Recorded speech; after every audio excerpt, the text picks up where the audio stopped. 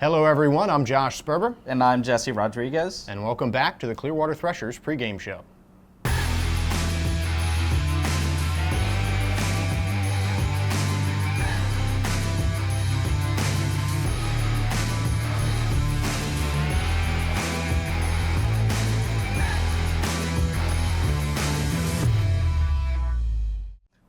Here on the Threshers Broadcast Network, we're getting ready for Threshers baseball. Josh Sperber, Jesse Rodriguez on the pregame show after another big Clearwater Threshers victory. They scored most of their runs early on and held on to the lead, but that just means the back end of the Clearwater's bullpen was lights out following a great start from Enrique Segura.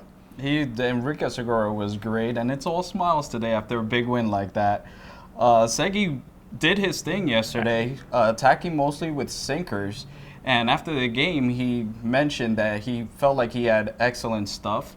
Weak contact was made against him, and it was very noticeable. Yeah, you get his ground balls, but very weak pop-ups as well. And he even had his fastball in the range of 95, 96 mile an hour a couple times, which is harder than he has thrown before here at Baycare Ballpark. But he is certainly not the only hard-throwing pitcher that came to the game last night for Clearwater. Titan Hayes, of course, ended the game off, but A.J. Wilson finished kind of the middle of that game, and I don't think the Threshers win without his performance. An inning and a third, and he came in right when Fort Myers was making a comeback, and he put a stop to it.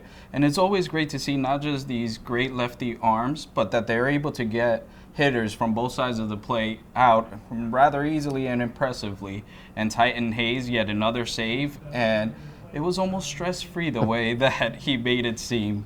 Keyword almost there for sure, but I mean, you're usually in sure hands with Titan Hayes. 4 saves and 5 chances so far, leading the Florida State League in that category. Among the other Florida State League leaders is Aron Escobar, who got his on-base streak to 14 consecutive games since the start of the season with a solo home run. And I feel like we've been saying his name just about every single day. That's how impressive he's been. And when you have a batting average hovering right around 400, it's almost impossible not to speak about him.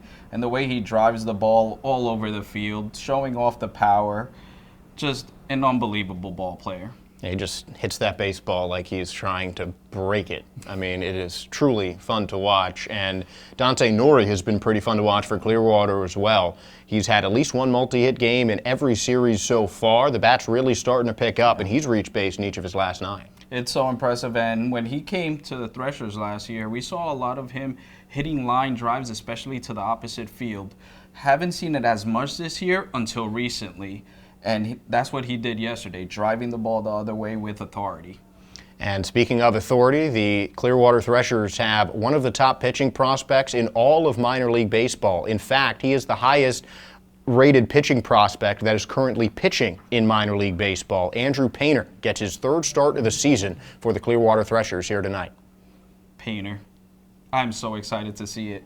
His 3rd start, and he keeps getting stretched out further and further. So his last start, he went 3 innings. Let's see how much he's got in it. He looked great his last start, hovering right around 97, 98 with his fastball. Second time around the order, then he started throwing more cutters and sliders, but his stuff is just electric. 4 strikeouts in those 3 innings, 1 hit allowed, 0 walks. We'll see how much of a charm the 3rd time is for Andrew Painter tonight. Stick around, because we've got Andrew Painter leading the Clearwater Threshers onto the field against the Fort Myers Mighty Muscles next.